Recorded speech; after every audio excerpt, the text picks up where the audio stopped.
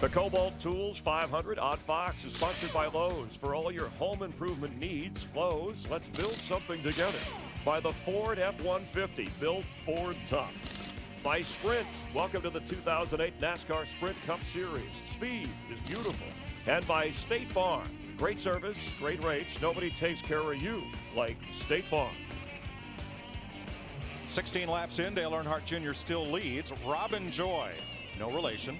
The grand prize winner, the Kobalt Tools Test Drive and Win Sweepstakes, won the right to wave the green over this field 16 laps ago. We've had a couple of them into the wall. Joe Nemechek one of those, although he continues without damage.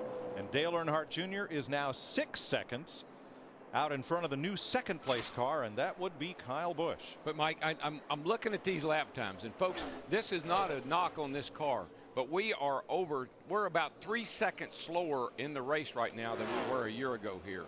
Qualifying speeds were down like 8 miles an hour. That's not a bad thing. I'm not knocking the car. Slow racing, I mean, you just want to be better than the other guys. That's all that really matters. But the car is that much slower. Tell you what, we were talking about Dale Earnhardt Jr. being the fastest car out there by half a second, but all of a sudden this cat right here has come to life. Steve Burns looks like the 18 looked like he did yesterday in a Nationwide Series race. Yeah, Larry Mack, just listening and talk to crew chief Steve Addington. He says in 1 and 2, he's a little bit tight, but he's just a little loose on the exit of that end of the racetrack. He led 153 of the first 170 laps in yesterday's race. So it's Earnhardt Jr., Kyle Busch, Carl Edwards has passed Jeff Gordon now for third, as Gordon has slipped to fourth spot. Ahead of Kevin Harvick, there's Busch Lupus off the corner. Here is Carl Edwards, and Carl gave his team quite a big thank you over the in-car radio before this race went green.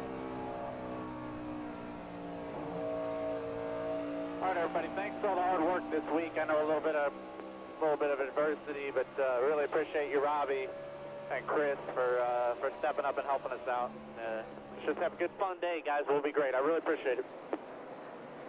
A 100-point penalty for driver and owner, $100,000 fine, and 6-week suspension for crew chief Bob Osborne because the cover on the oil tank reservoir compartment came off during the race, and that is a serious infraction. But I love Carl. How the team goes is how the driver goes.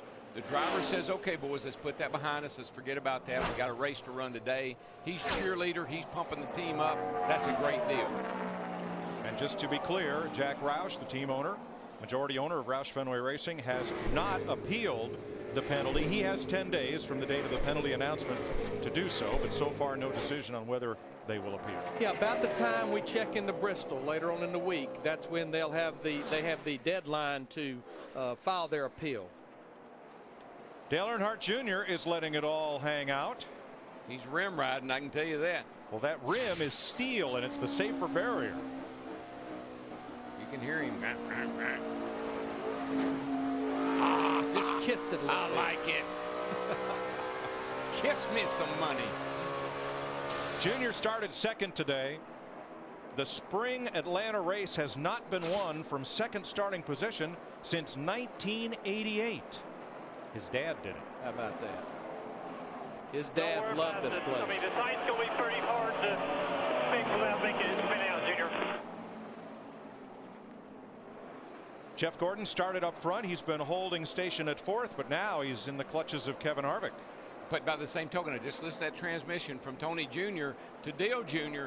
We can't fix what you're complaining about. If we do, we're going to make the car spin out. So drive it like it is. Sometimes that crew chief has to be a little bit of a salesman. Oh, yeah. He's looking at the stopwatch. He's looking at the other competitors. On qualifying day, you're racing the stopwatch. On race day, you're racing the competitor. Now, Darrell, in practice, you like the way that Kevin Harvick's car was down in the racetrack. Steve Burns is in Harvick's pit. Mike, Kevin Harvick just told his crew chief Todd Berrier, when I give it the gas, it shoves the nose up. And I think that's the tightrope that everybody's going to be walking all day long. That goes right back to Dale Earnhardt Jr. and Tony Eury Jr. If the car's a little free, we got to be careful because we can over-adjust. It's real easy to jump the fence with your adjustments with this car. I think the thing I see about Harvick's car is, and I saw it in practice, I mean, you can see how low the whole car is. They've got that whole car, front to rear, really, really sucked down into the racetrack. Denny Hamlin in 9th place, chasing Martin Truex. Krista? Denny Hamlin running very strong right now. In fact, a couple of laps ago, he was the fastest car on the track. He started 22nd in this race. He was already up to 11 by lap 11. Currently, like you said, Mike, running 9th. And this is pretty typical for this team. History has shown they're usually very good early in the race running the bottom, but then they start fighting through the middle portion. So we'll see how things turn out for the 11 of Denny Hamlin. Right now, smooth sailing. Makes the pass on Martin Truex. And that'll move Hamlin up to 8th. Definitely Denny Hamlin and Tony Stewart started deep in the field, but both of them look to be moving forward at a pretty good pace. And right now, their teammate Kyle Busch, I think he's basically got about the fastest car on the racetrack right now. You ever been roller skating? Been a while. That's what these things look like coming off the court. like these guys are on roller skates. Keep your balance. 26 laps complete.